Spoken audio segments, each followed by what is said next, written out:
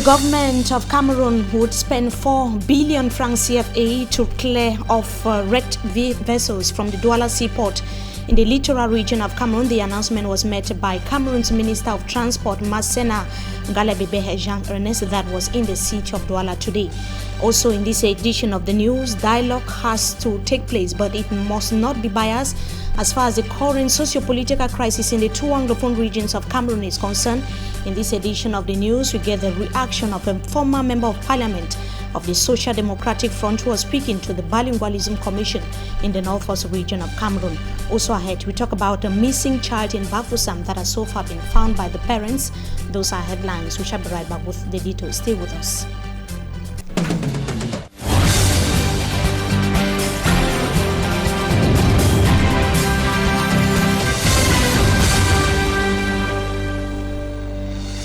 Good evening to you, ladies and gentlemen. We welcome you back from the weekend. You're watching the primetime newscast on Equinox Television.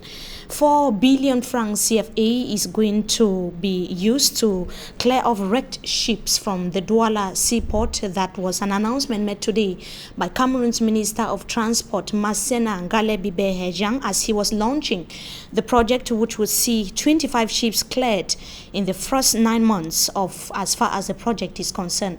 Our reporter Manjikan Gabriel tells us more in this report. Wrecked ships that have been abandoned for several months will soon be taken off the Douala seaport. That was the main mission of the Minister of Transport, Jean-Ernest Masena Galebebe, to Douala on Monday. The launching of the project that is expected to clear all ships from the seaport will cost Cameroon government 4 billion francs CFA, but it's going to be advantageous. After this project, there's going to be a real added value. I can name on exploitation, on the environmental area, and security area. So environmental area, for example, I can tell you a wreck constitutes a break on a river, and this river is a river with high current. So with a break, with a barrier in a river, the natural flow of water is being modified. Therefore, we have increase in sedimentation. A lot of mud is being deposited and it's increasing the quantities to be dredged. We know we are going to gain in dredging. When everything is cleared, the space for ships to anchor and other port activities to take place is expected to also increase. Many areas are going to be dredged because after removing the wrecks, we are going to dredge and we now gain the full capacity of our jetties using. And then in security, the boat can navigate in a much safer manner. The removal of the 103 wrecked ships is expected to be done in different phases. The first phase, that is expected to last for 9 months, will see the removal of 25 ships. The exercise, launched Monday by the Transport Minister, is coming 34 years after a similar activity was launched. An Italian firm will be charged in the removal of the wrecked ships. We remain here in the country's economic capital to talk about agents of the Douala City Council that have rid Carrefour Anatole, as it is called in French, of roadside vendors who were there in tense and perturbing circulation. Carrefour Anatole is one of the gateways to the Douala Central Market, one of the biggest markets here in the littoral region of Cameroon. The roadside vendors had been told to quit the roadside, but they remained adamant. Council officials were in the market on Saturday and early Sunday with the aim of restoring order. It should be noted that the various traders have said that they are stranded and would not be able to take care of their families. We now take a look at the misery and hardship of the population of Bogman Aliallah, that is a locality in Lekki division of the central region of the country. Local inhabitants say that the area is still the way it was during the time of their ancestors, with no major development. Our reporter Innocent as it takes us in the said locality in this story. Bogman Aliallah lies 5 kilometers from Bachanga in the Lekki division. Its inhabitants say the village is different from others in all forms. Nous sommes là pour souffrir. We are here suffering in terms of transporting our farm produce. We spend a day only to evacuate our goods due to absence of good roads and a bridge. Depuis le temps de nos ancêtres, our community still remains the same as abandoned by our ancestors. Et ce qui crée en nous une frustration. In Bogman Aliallah, the people lack almost every social facilities, most importantly, roads. Lorsque on prend la peine de travailler pour un peu vivre, the only access into the village is this single plank over the stream that links the village to the other localities or towns. A veritable danger for the population. Our children fall from the bridge into the stream on daily basis on their way to and from school. At times, some die. 2 children have already lost their lives here as a result of crossing over the bridge. Lack of potable water is also an issue. The boreholes are now dry and the water pumps only pump out air. Potable water becomes a luxury good to the population. Les deux puits qui sont vieilles the water pumps are 2 in total and have existed for 15 years now. They are now aged to serve us. We are obliged to drink water from unreliable sources, resulting to ill health. Généralement des cas de maladie. No health center is also available to take care of those who fall sick. One of our brothers died due to lack of a hospital and good roads to transport him to a far-off medical center. Bogman Aliallah is equally a hiding ground for criminals due to its high underdevelopment state. Most of the hoodlums operate in urban areas and run back to hide into these bushes. Tous ces bandits-là, avant que de pouvoir opérer, ils se replient tactiquement dans les zones périphériques. Bogman Aliallah residents humbly implore the head of state Paul Biya to look down upon them with compassion. We now bring to you the story of a 3.5-year-old boy in Bafoussam West region of Cameroon that was kidnapped by his own uncle. The uncle took the child and demanded for ransom from the child's father, but he alerted security forces who took the matter at hand and investigated, apprehending the uncle of the little boy. Let's have the details with Franklin Mwabe. Kidnapped for 3 days, Aaron Kupusimba is now free after he was seized from their house in Yoville in Bafoussam. The suspected kidnapper was Patrick Njumbi, 32-year-old, who is a cousin of the little boy and also lived in their house. Assisted by his alleged accomplice, Nusi Serge, 28-year-old, planned to kidnap the little boy after a disagreement between him and his uncle. My nephew has been among the people who conceived the plan and among the kidnappers. I am sorry to say this, but it is the truth. The nephew who kidnapped the boy asked for money to return to Europe after a once fruitless adventure. The uncle, unable to raise the amount demanded, handed the sum of 50,000 francs to the kidnapper to start a business. The latter disagreed with the proposal and decided to kidnap his uncle's son, demanding for a ransom. They called me and said that I have to pay a sum of 3 million francs CFA in 3 days, because on the 4th day they would increase the ransom to 4 million and they will continue to increase it until I pay. The uncle decided to alert the forces of law and order, and the kidnappers were apprehended while the child was recovered safe and sound. The population are not helping us in such a case. As soon as the money is demanded, run to the forces of law and order. Do not give the ransom and you will see the result. This is the case today. The 3.5-year-old child is now free while his 2 kidnappers are in jail awaiting trial. And a former member of parliament has told the Bilingualism Commission in Pimenta that the government should not commence negotiations with preconceived ideas on the form of the dialogue. Honorable Paulinus Joa said that Sisiku Ayuktabe Other Anglophone leaders arrested in neighboring Nigeria and those jailed as a result of the current socio-political crisis in the two Anglophone regions of the country must be released before dialogue begins. The Bilingualism Commission has concluded the Listen to the People mission in the northwest region of Cameroon. Details in this report.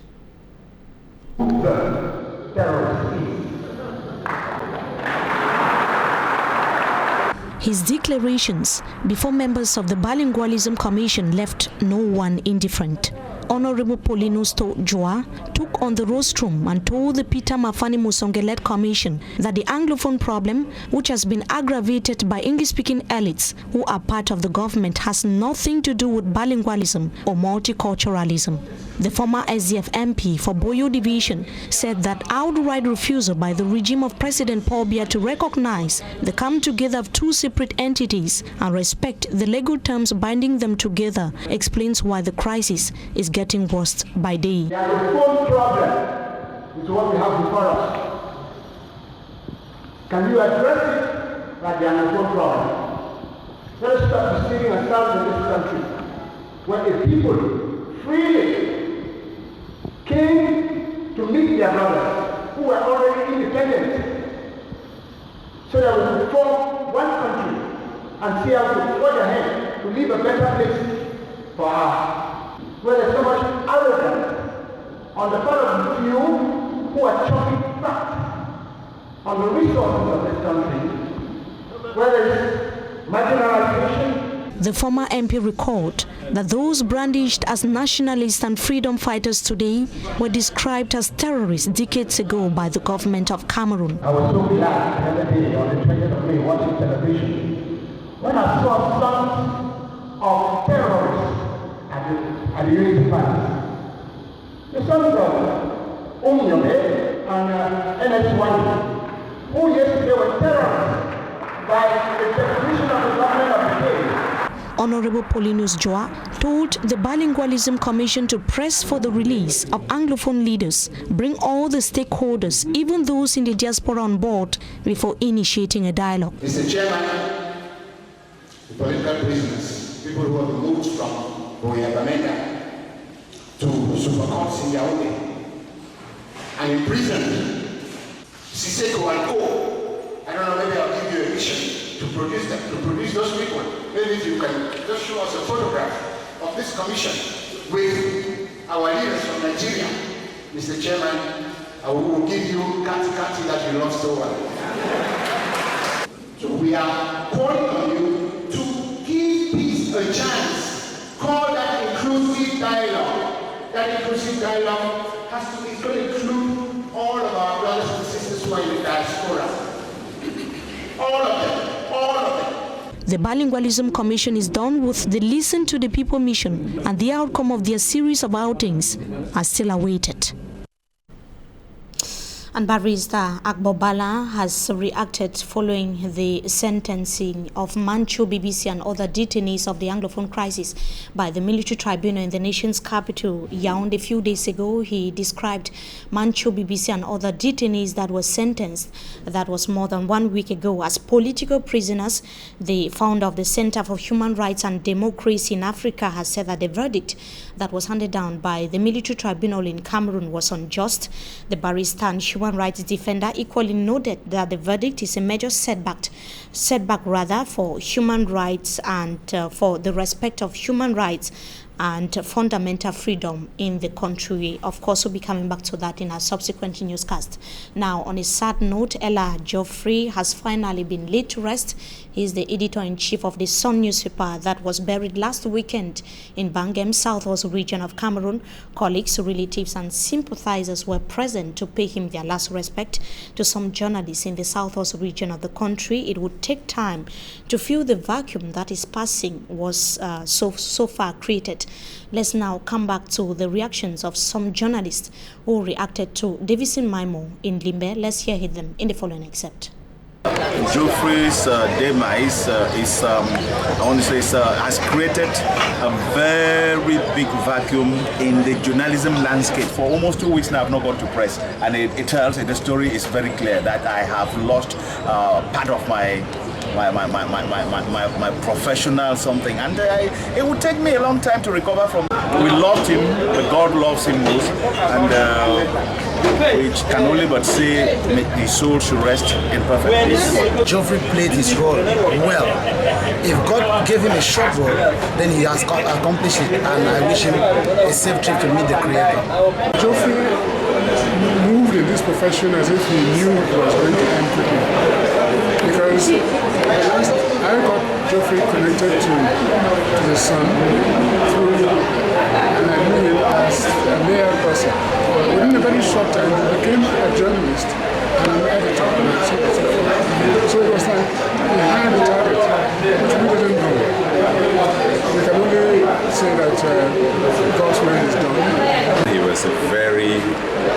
was a jolly good fellow. To me, he was a nice man. He was easygoing, very intelligent. He was easygoing, respectful, and very intelligent. The presence of his collaborators is testimony enough that he had a very cordial relationship with peers of both the audiovisual and the written press which he belonged to. And so we say, may his soul rest in peace. It is really sad. His departure has created a big vacuum that it will take long for us to have somebody to replace him. I think we are mourning somebody who gave his all. Veteran journalist there paying tribute to Ella Geoffrey, the editor-in-chief of the Sun newspaper, that Owu has finally been laid to rest. That was last weekend. May his soul rest in peace. They're bringing us to the end of this first segment of the news. Up next is Talking Point. Stay with us.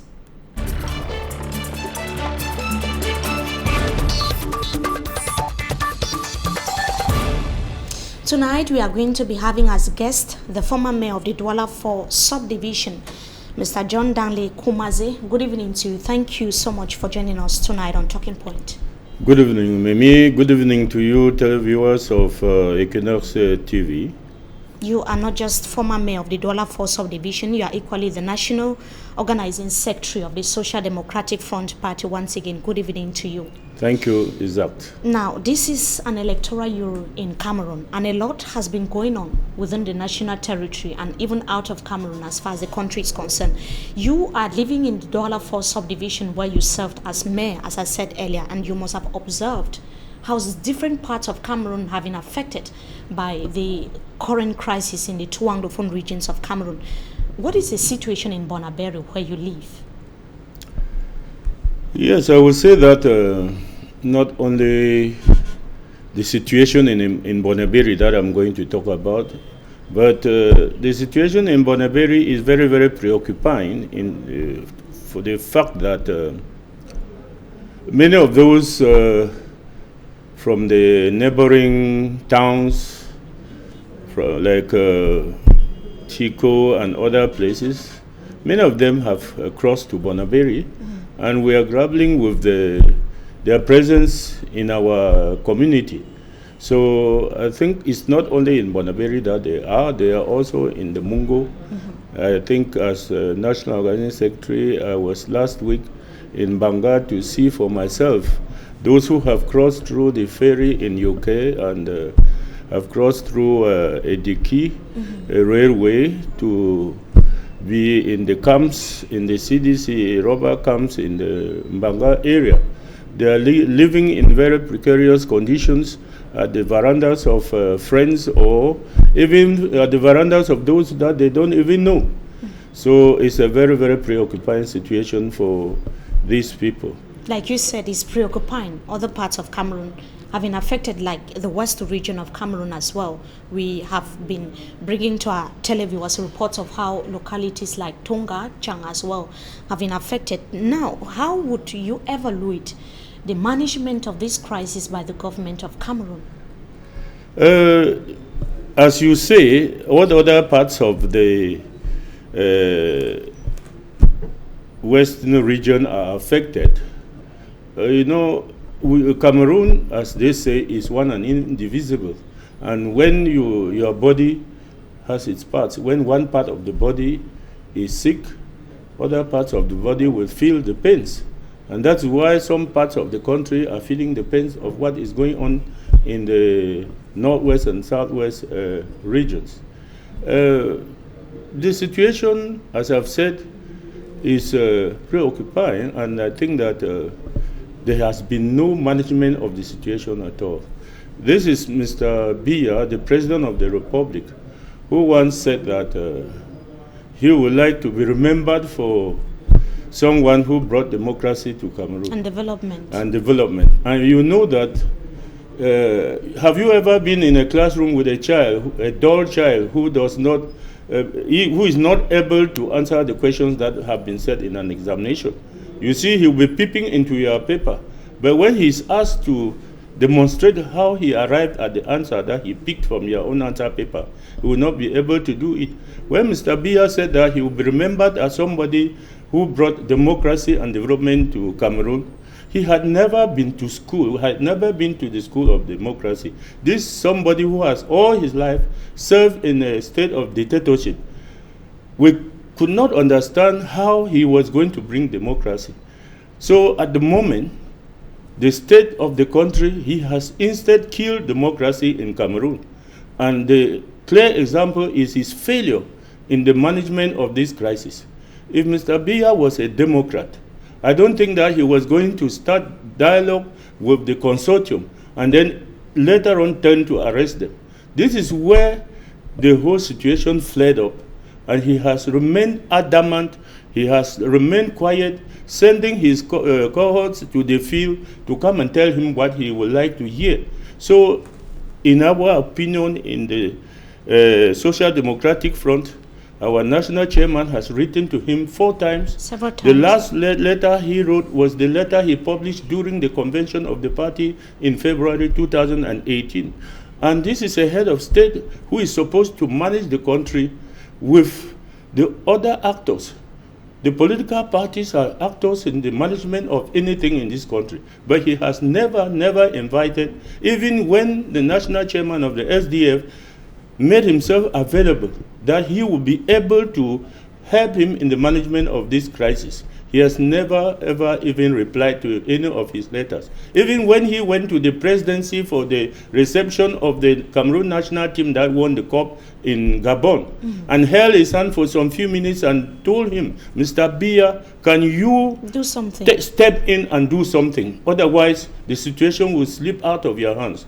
He looked at him and has done nothing. So there has been no management of. They have left the crisis to flare up, and now it's a full-fledged civil war. Talking about the management of the crisis, the government says that the Bilingualism Commission has been created. You've earlier talked about delegations that have been dispatched to these regions to talk to the people. One of such delegation is that of the Bilingualism Commission that was created more than 1 year ago by the President of the Republic. We saw how a member of parliament of the Social Democratic Front Party was talking about the need for other actors, especially Anglophone Cameroonians in the diaspora, and even those that are being brandished as terrorists, to be part of the dialogue table. Why is it important for them to be part of dialogue? You know, the history of this country shall never be written without going back to the terms of reunification. And most of these people who are in the diaspora are Cameroonians of good intention who wanted to contribute their own quota in the management of this crisis. They were instead termed terrorists and chased out, and they ran out. Is it true that the Cameroonians who ask questions of their rights should be termed terrorists? These people must be present for the dialogue to take place. And I think that that is the right thing to do. If it is, I hear that the dialogue commission, a part of it, has gone out of time. They are now talking of the negotiations. It's they who shall determine what they mean by negotiations. But coming back to the Bilingualism Commission of Mr. Peter Mafani Musonge, you know that for all the time that we have known President Paul Biya, he always thinks that he is very smart. He always takes Cameroonians for fools and that he is the only intelligent Cameroonian. What had the Bilingualism Commission had to do with the crisis that he himself has created? The Bilingualism Commission cannot do anything. I think Mr. Peter Mafani Musonge will accept to himself that he had his Waterloo in Bamenda. You are talking about Honorable Polonius Joa, who gave him the tongue that he needed to hear, because he called on everybody to say anything, that there was no taboo subject. You even saw teachers talking, business presidents talking about and he was situation. told what to go and tell his master.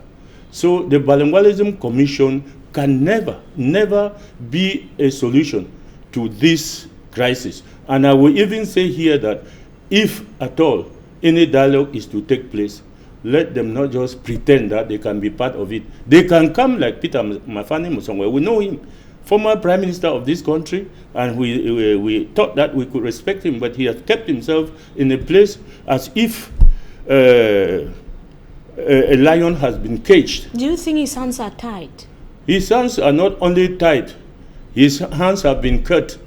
He is somebody that looks like a lion has been put into a cage and is being fed with meat to keep quiet, so that he cannot aggress the master. To you, he could do better than what the commission is doing at hand. I think that he could do better, but he's not sincere to himself. He's not honest to the position that he holds in this country. And I'm very sorry that people like this can be very, very dishonest, and they don't even recognize that history is going to put questions to them, and they shall answer those histories, especially him, Mr. Peter Mafani Musonge, who made certain derogatory statements about the southern Cameroonians, that he tried to divide the northwest and southwest. I don't know how he felt when he was in Bamenda 2 days ago. So, many actors of the civil society, politicians, equally share a similar view that the crisis has been poorly managed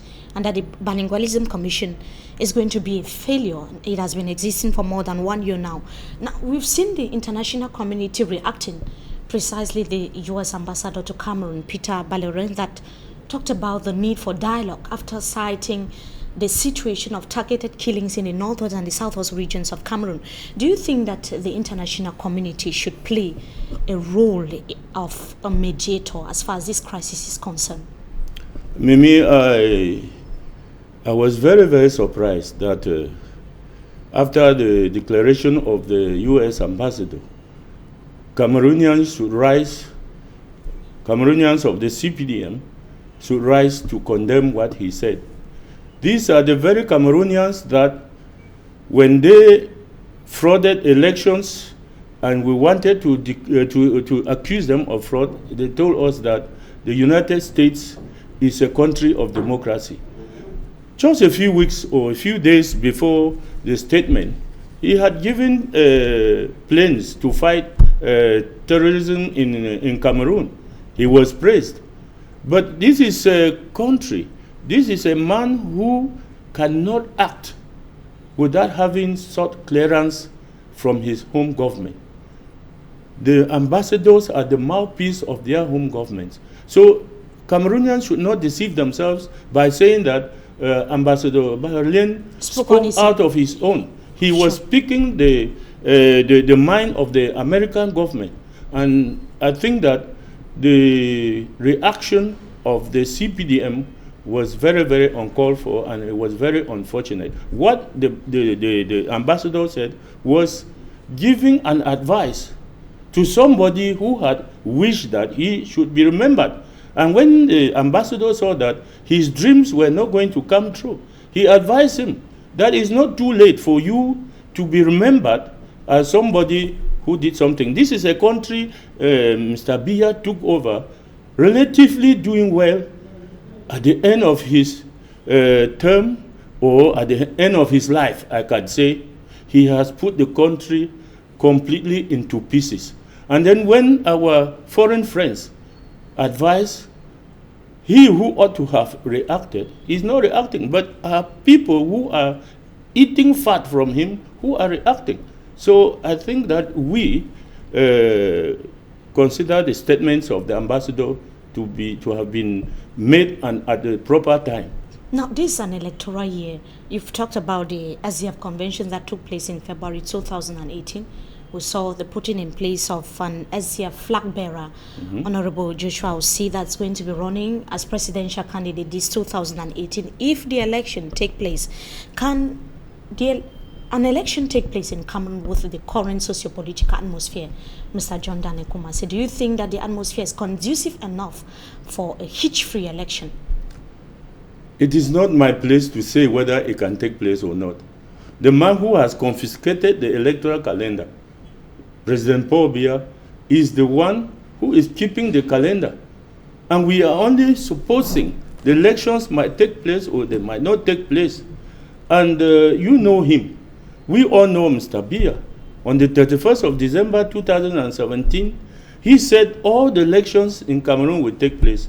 And we know him as somebody who has never taken the situations that have occurred after him making a statement to make amends. So we know him that he, in his usual way, might convene the elections. He's supposed to convene the Electoral College on or before the 21st of this month of June 2018. Can the crisis in the northwest and the southwest regions of Cameroon in any way prevent the possibility of the Electoral College being convened? If we were dealing with a government that has a soul, we could say that the crisis in the northwest and southwest, the situation does not permit for elections to be called. But we are dealing with people who have never considered Cameroonians like people having an opinion, especially the English-speaking population of this country. Mr. Biya has never considered them as people that can contribute to the democratic evolution of this country. So I think that if Mr. Biya sees the situation of the country, I think he has to think twice. He has to think twice. But if he goes ahead and calls the elections, the SDF has always said that they will never cease to participate in an election because in 1992 we did not participate and we were accused of having abandoned the people's wishes. If they do, the SDF is going to participate. Talking about the election, you were on SAT at the helm of the Douala 4 municipality as mayor. That was in 2013. Would you be going in for the post of mayor once again, Mr. John Danley KUMAZE? No, listen to the procedure. No mayor is known before the municipal elections. But will you be running as you want to become mayor once It is also left to our militants because there's a procedure of selecting candidates for municipal elections in our internal rules and regulations. For this, the same for legislative election candidates. When the time comes, we are going to organize primaries in our various structures, especially for the municipal elections. We organize primaries in our wards to choose candidates who are going to be candidates on the list of the SDF. But if the SDF supporters decide that you become mayor, I will not refuse the wish of the people because at the moment I'm talking here as the National Organizing Secretary on their behalf. And if they decide to say, okay, you are still capable of being on our list, I will tell them I am prepared. Thank you, Mr. John Danley KUMAZE, for joining very us much tonight on Talking Point. Having invited me. Thank you so much. That is the National Organizing Secretary of the Social Democratic Front and former mayor of the Douala 4 subdivision. They're joining us tonight in this edition of the Primetime Newscast on Equinox Television. Viewers, so thank you so much for joining us. Wishing you a blessed stay in the company of our programs. Until we meet again, goodbye.